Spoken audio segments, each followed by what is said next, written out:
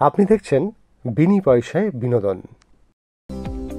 প্রতি সপ্তাহে টিআরপি তালিকায় দারুণ ফল করছে স্টার জলসার ধারাবাহিক গীতা এলএলবি। গীতার জীবনে নানান ওঠাপড়া নিয়ে এগোচ্ছে গল্প। ধারাবাহিকের নিত্য নতুন মোড়ও পছন্দ করছেন দর্শক মহল। একটু একটু করে প্রেম বেড়ে উঠেছে গীতা আর স্বস্তিকের মধ্যে। অনেকদিন পর সামনে এলো ধারাবাহিকের নতুন প্রোমো। দেখা যাচ্ছে পদ্মকে ছেড়ে ফের বিয়ের পিঁড়িতে বসছেন কৃপাল। তাকে সায়স্তা করতে নিজেই পান পাতায় মুখ ঢেকে কনের বেশে হাজির গীতা এলএলবি।